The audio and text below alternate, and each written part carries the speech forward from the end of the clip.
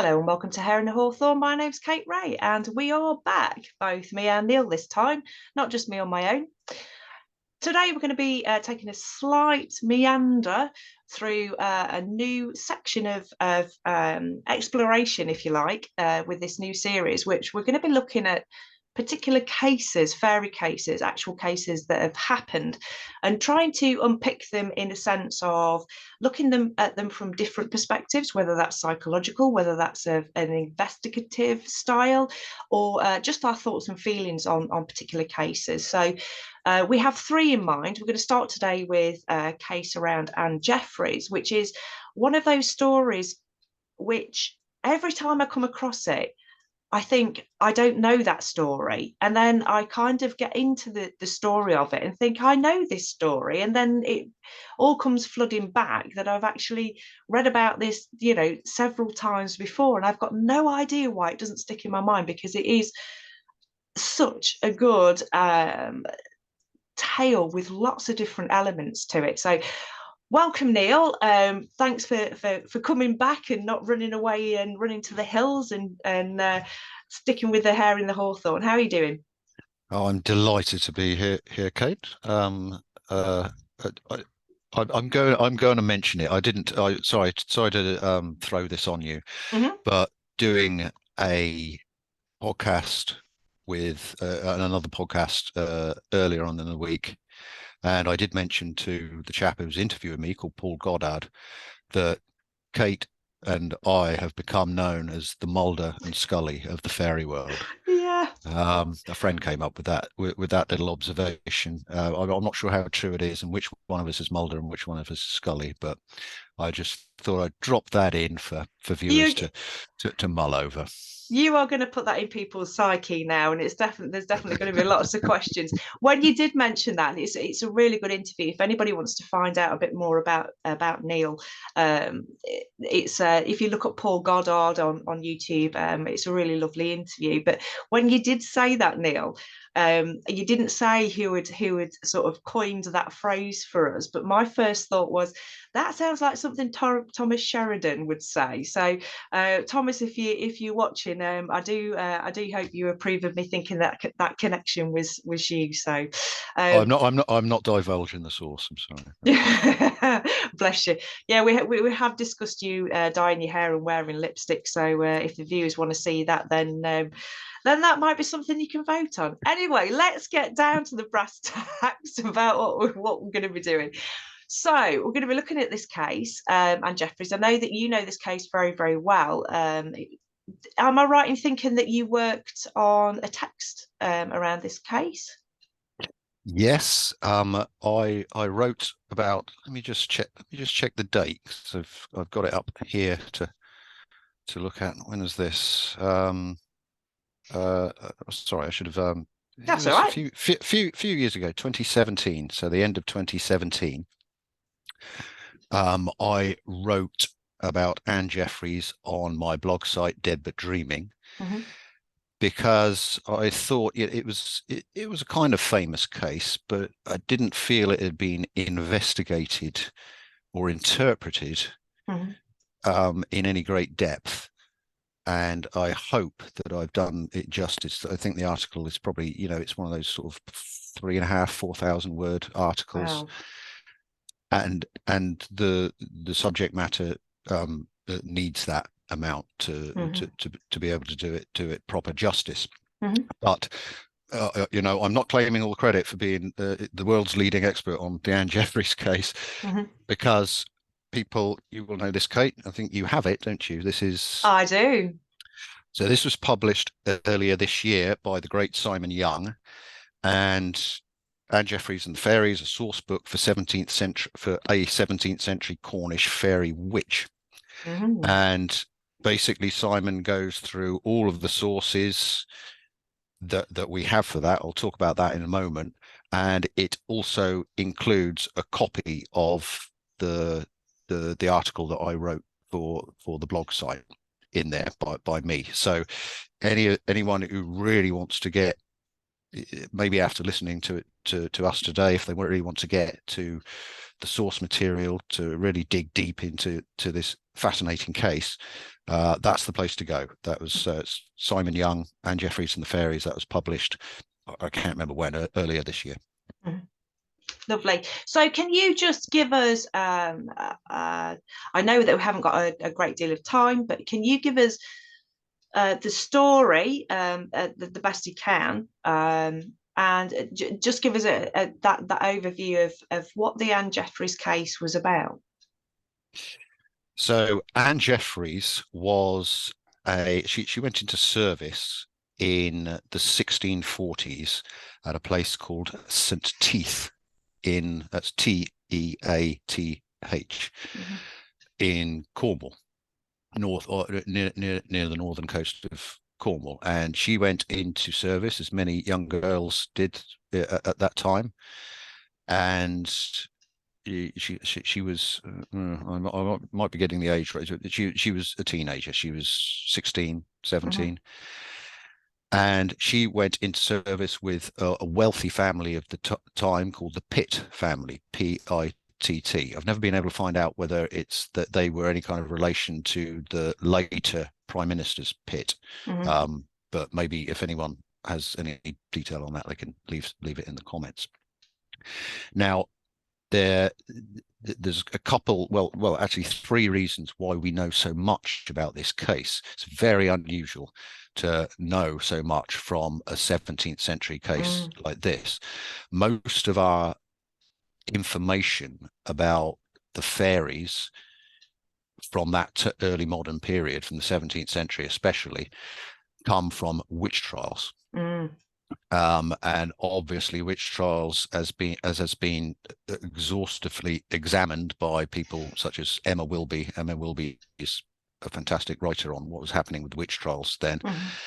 There's an obvious bias to the documentary evidence we have from those witch trials, because the prosecutors were the ones writing the trial records.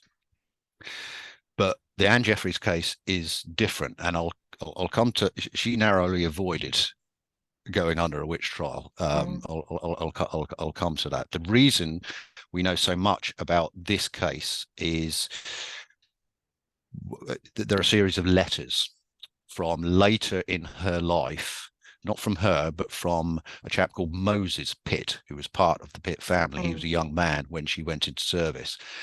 And there are a series of letters from him to his friend, who I can't remember the name of. I should have this on the tip of my tongue, but it doesn't really matter. Moses Pitt was writing and having correspondence with this guy from the 1680s and the 1690s. So, 40 years after the actual events that we're going to talk about.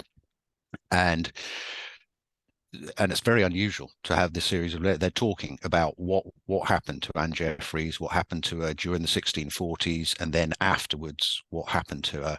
And so we have that record. And we also have the records of when Ann Jefferies was imprisoned in Bodmin jail shortly after the happenings of what we're going to talk about. So there are those two sets of historical documentary records, very unusual, and allows us, and certainly this is what Simon Young goes on into in great detail. He publishes and prints all of these letters and records, so you can see the actual original sources, which is great. But the third source is the folkloric collector Robert Hunt. Now, he's operating in the mid-19th century, and he goes down to Cornwall and the West Country in general and collects tales, as many of these 19th century gentlemen were inclined to do. And that's where we get a lot of these folk tales from. They went down and collected them in the 19th century from people who had been talking about them. This is like an oral tradition for centuries. So Ann Jefferies was around in the mid-17th century. So obviously this tale was still prevalent in the 19th century when Robert Hunt went down and collected it.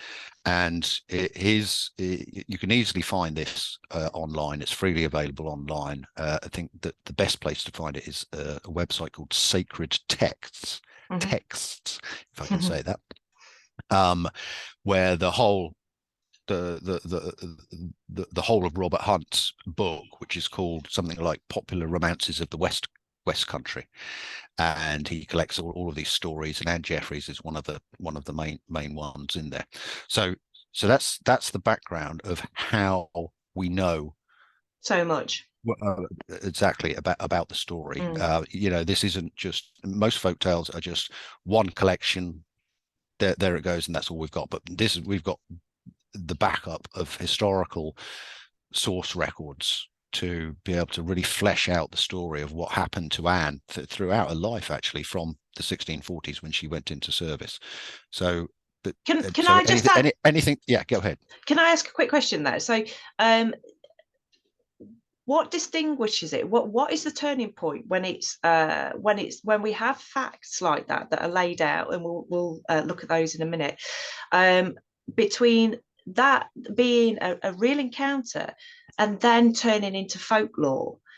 So is it still folklore because it's there's an oral tradition around it that's kind of filtered down? Does then that turn it into a folklore tale, or is it because of the subject matter that makes it retain it as under the banner of folklore?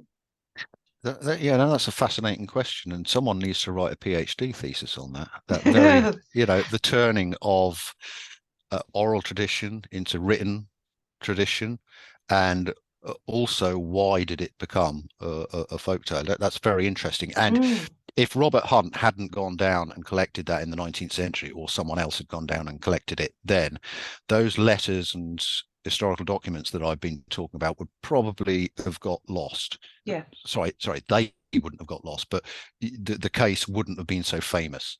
You wouldn't have got that fleshed out story from those historical documents. Someone might have been able to put them together, but you don't get, if you just read the historical documents, you don't get the whole story.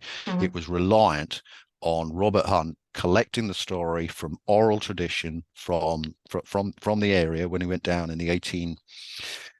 I mean, when did he publish that? I think it was the 1870s. Don't quote me on that, but it's around about that period. Now, if he hadn't done that, Ann Jefferies would not be the famous story that it is.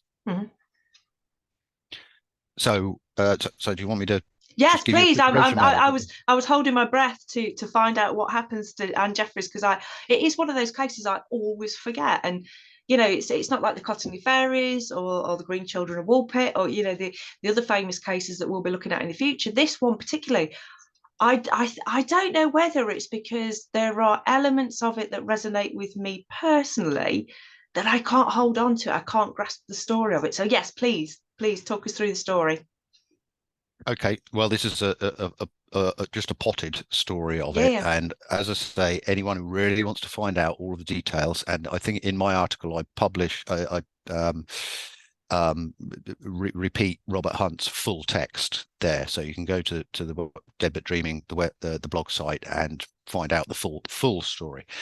But in essence, what happens after Anne goes to service with the Pitt family is that there's a nice little preamble, and it's quite flowery language he uses. He's obviously collected the story from storytellers who are using this slightly flowered up language, which I think is charming. I think it's charming, the way it's presented. And Anne goes into service with the Pitt family, and there's a little preamble about how she's always believed in the fairies, which I think is important for what we'll come back to in a moment. And she has the habit of, once she's finished her work for the day, of sitting out in what's called an arbor, which is basically a kind of sheltered garden arbors later became greenhouses, but this wasn't necessarily a greenhouse. I think she's just sitting out in the large, sumptuous garden of this country estate after she's finished work, and she's thinking about the fairies.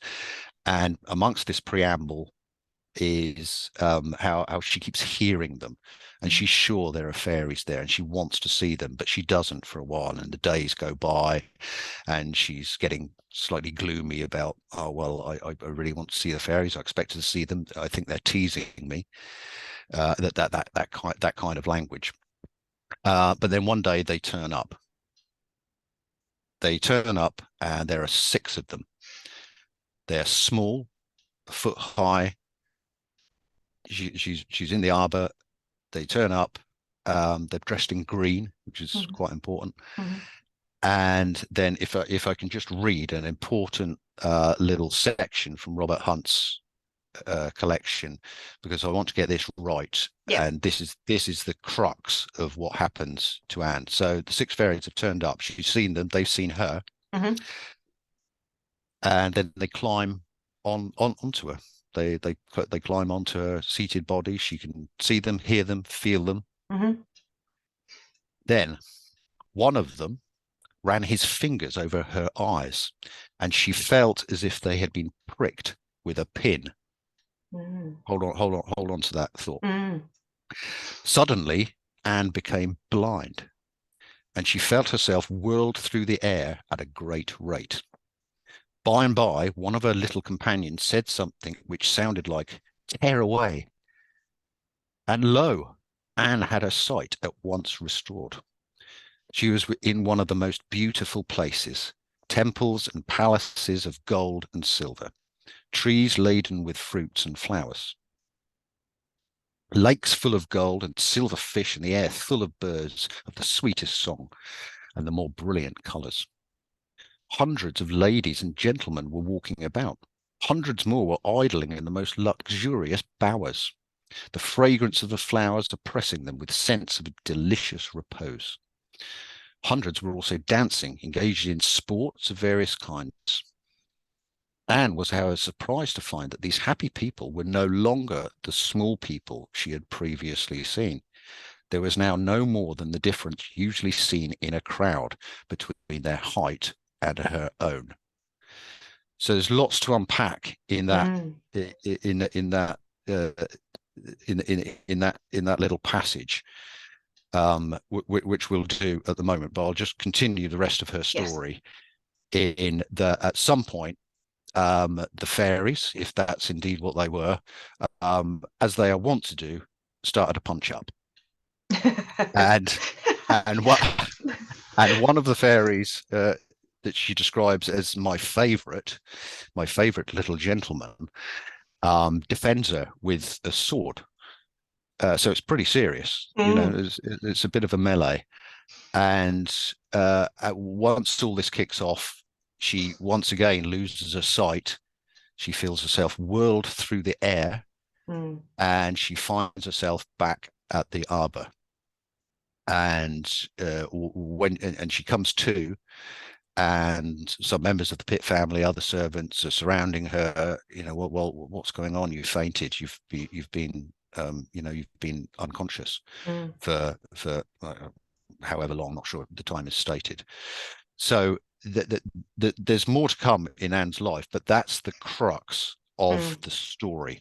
She's gone through what, however you term it, is an altered state of consciousness.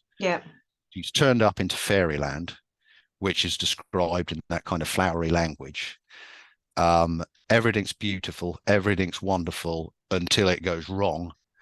And then she's whisked back, and that whooshing of the wind, that's another important element that maybe we can talk about a little bit. And then she wakes up in the arbor. So have you got anything to say about that before we go on?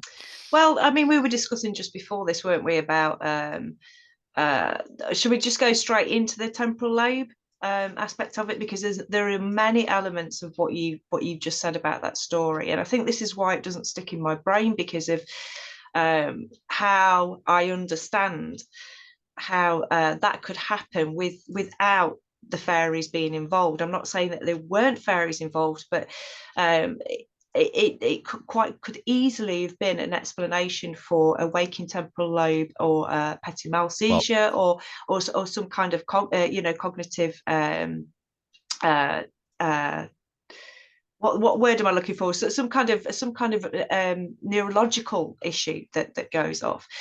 yeah. Well, okay. Let's go straight into that, Yeah, because it the text, Robert Hunt's text, also describes how she'd been known for what he terms convulsion fits or yeah. distemper. Hmm.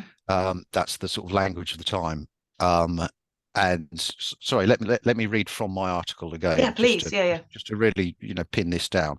Hmm. She's also reported as saying that, that this my sickness and fits come very suddenly upon me.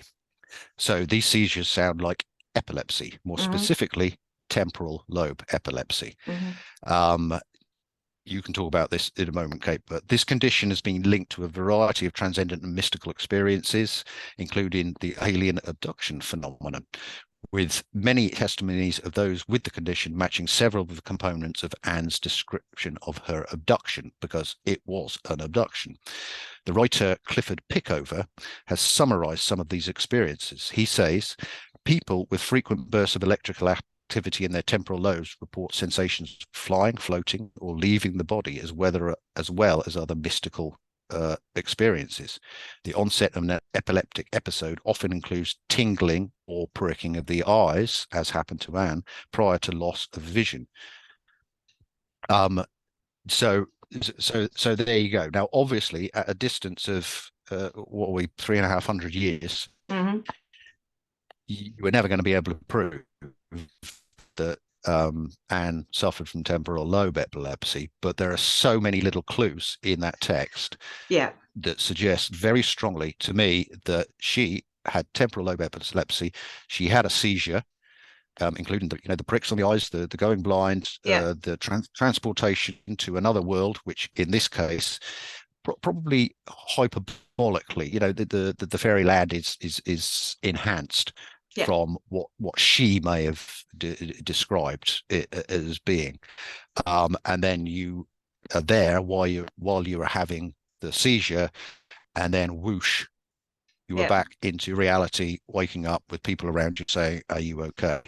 So, so over to you in terms of temporal lobe epilepsy. Does that sound like it? It does. I mean, very much so. I mean, for those who don't know, I developed temporal lobe epilepsy very, very quickly and out of nowhere a few years ago, and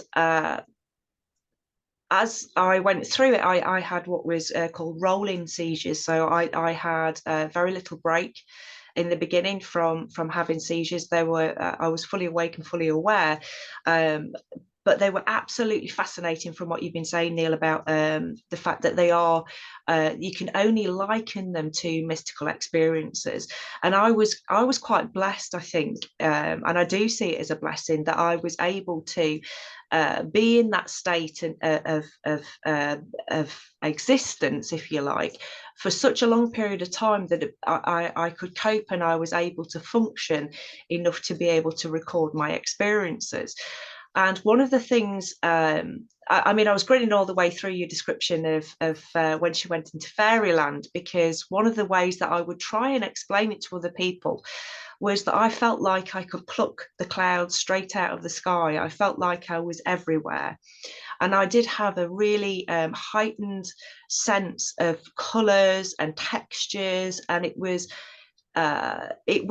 very kind of pastely shades that I would see, and the light would be a lot softer.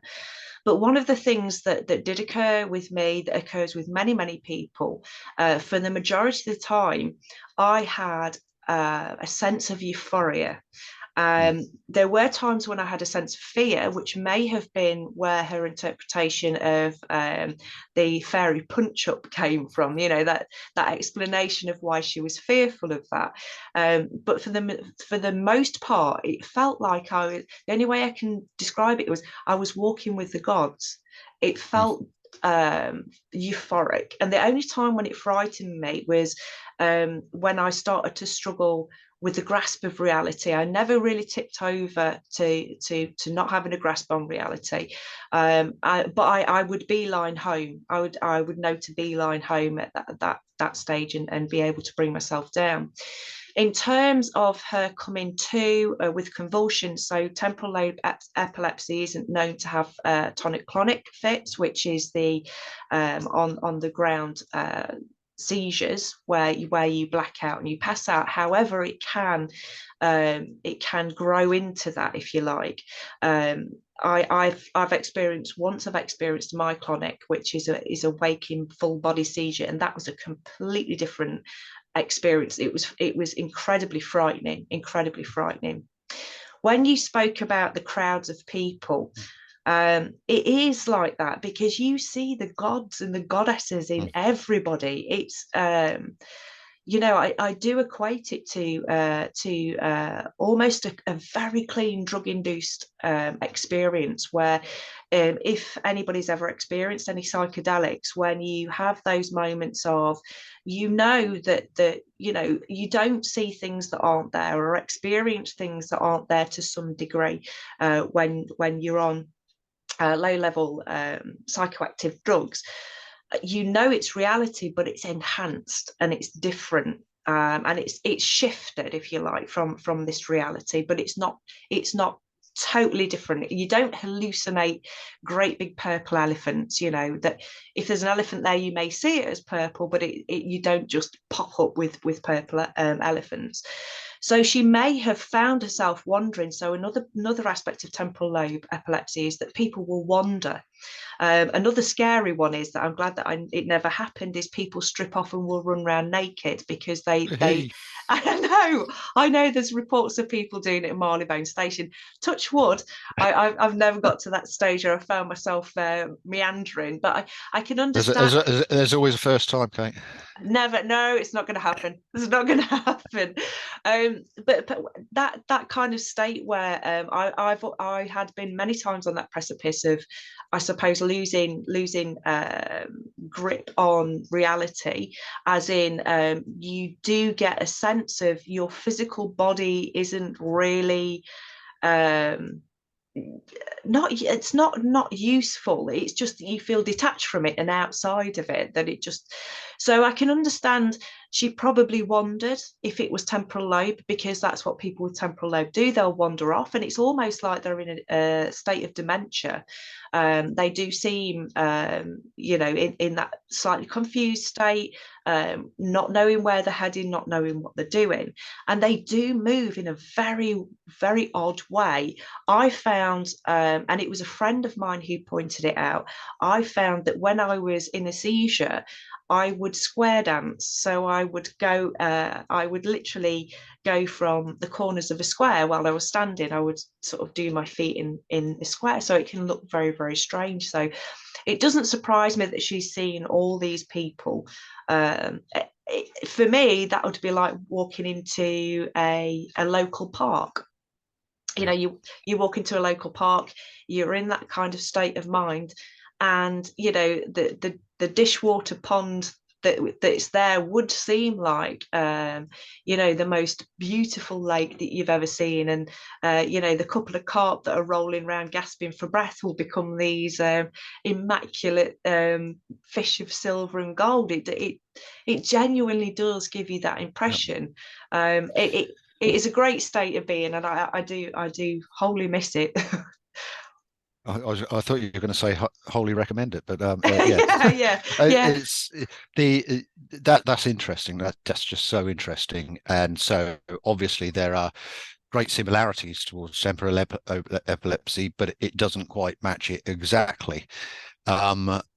Always remembering that this is a folktale taken from oral tradition, and so that thing about her being found passed out, coming round afterwards, does sound a little bit like a manipulated storyline. It's a dramatic intent. So we have to be very careful taking the actual, Robert Hunt's words as this is definitely what happened. But something definitely did happen. She definitely existed, and the most important aspect of the story is that she evidently went through whatever you want to call it, an altered state of consciousness, Mm-hmm. where she had a very vivid, lucid experience with fairies. And that's the most important part of this story that, could take, again, if you go back to my article, I write about this in quite a bit more detail about how you can relate this to other altered states of consciousness and the alien abduction phenomenon, Mm, which it bears lots of similarities with, it has to be said. So definitely. so so so that's the main part of the story. But another very interesting aspect of it is that afterwards she became a healer, Yes. and she would and she very explicitly says in the story again and in the historical documents that it's the fairies that have given her this ability to be a healer. Mm-hmm. And so people come from all over the county of Cornwall and from beyond to get her healing, and evidently very successfully. And um, uh, and unfortunately, this brought her to the attention of the notorious Cornish magistrate called Jan Tregeagle. Hope I've pronounced that right. And he carted her off to prison because she's consorting with the devil. Mm, And she stays in Bodmin prison for many months. And there's also the nice little aspect to the story, which is actually revealed in the letters and the source material, that she didn't eat. She was mm, given no food, and she says the fairies came to her better. with special fairy bread and kept her alive. And the fact that in the source material they're saying, well, it's amazing that she stayed alive. We can't understand it. All she Mm, drank was water.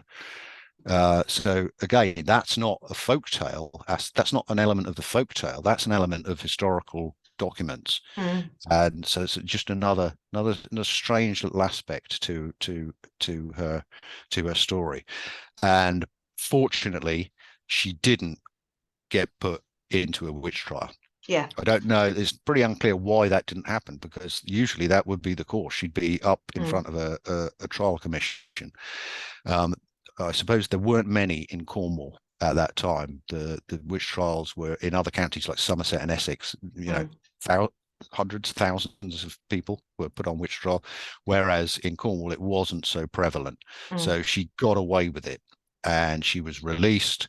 She left the service of the Pitt family, and she went to marry a farm labourer. mm, A nice little romantic end to the story, which seems to be true. And she died in 1698. mm. And that's the story, the fascinating, wonderful story of Ann Jefferies. It's really interesting because you were saying about the temporal lobe and it not quite fitting, but actually temporal lobe, there is no one set rule for all.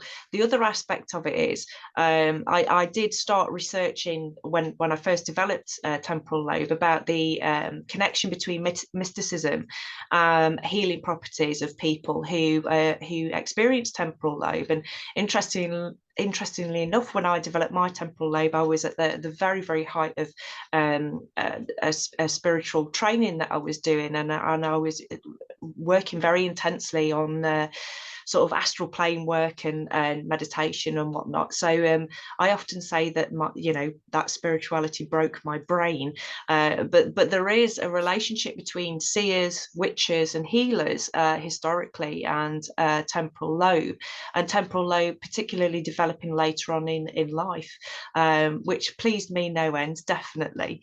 I think one of the other aspects of the case is that I picked up because she was very well loved by the family that she worked for, wasn't she? And I wonder whether they Yes, had influence on her not going for the witch trial because of them being a wealthy family, if you like.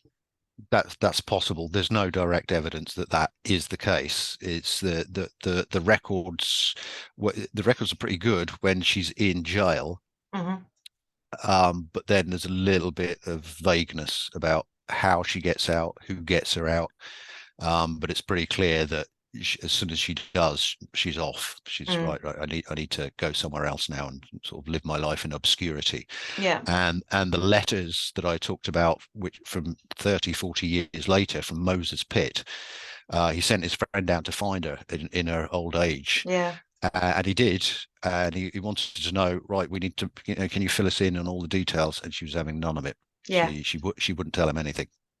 She said, that's my life from the past, and I don't want to talk about it anymore, which is a little bit of a disappointing end, because we could have had a nice little roundup I end from the words of from the mouth of Ann Jefferies Yeah, herself. I actually think it's the perfect ending because it's a curious ending, isn't it? It's like Yeah. you try and get into her mindset about, that was a life that she had to leave behind because she was jailed for it. It's and it's yeah, I think it's the fitting end really to it. I think if she'd have spilt the beans and kind of dotted the I's and crossed the T's for everybody, it would have been a yeah, okay then she wouldn't have spilt. Okay, I agree with that. And there's also the consideration, as you kind of alluded to there, that at the end of her life, that would, in the 1690s, the witch craze was still in full flight, Yeah. and she's probably thinking, I'm going to keep my mouth shut, actually, Hmm. because I don't fancy, as you say, I don't fancy another a session in jail, and perhaps going up in front of a trial. So probably the sensible option from Anne. You do get the impression throughout the whole story, from both the letters, the source documents, and Robert Hunt's collected folklore, that she's lovely. Yeah. She's a wonderful person. Yeah. The healing, for instance, she never charged. She never Yeah. charged anyone. She could have taken advantage of that big time. Hmm. But you get, so from the whole rounded view of Anne is a very positive one. She seems to have been a lovely person in the 17th century who met the fairies. That's a lovely way to round up. We are literally running out of time, and I genuinely do hope that whether it's temporal lobe, whether temporal lobe is connected to mysticism, I really genuinely hope that she did meet, physically meet the fairies and go into fairyland, because um, it just makes the world a brighter place, doesn't it? Especially when you get well documented stories like that with good solid clues to the folklore that bring them into reality for us. It's a very good story. So people can find your writing about it on Dead But Dreaming, which is Neil's blog, and there's also the book that is has actually got that in, hasn't it? And it's S Young on it. So I'm assuming that you can get that from Amazon still. Is that still Yes, up? you can. You can. Yeah. Yep, still there. Yep. Still up on Amazon. There is other books that Dr. Simon Young has published as well. He's got quite a lot out there. One of the subjects that we have talked about in the past is the Wollerton Gnomes, which has been one of our highlighted cases as well. So we'll be coming back with some more highlighted cases, things that we find intriguing. We are going to cover the Cottingley Fairies, going to cover them from a slightly different perspective, from a slightly more modern perspective, and other stories. We are going to be, if there's any stories out there that people know that are famous cases, fairy cases, please get in contact with us if you want us to cover them, look into them and investigate them. So your fairy Mulder and Skully will be on the case, seeking the truth for the fays out there. I want to thank you. Want to thank you very much, Neil, and we'll be back pretty soon. I must say, please press the subscribe button. If nothing else, we're trying to get up enough money to get longer Zoom so we can have longer interviews. So thank you very much for watching, and thanks for that, Neil. That was brilliant. Thank you, Kate. Goodbye, everyone. Bye bye.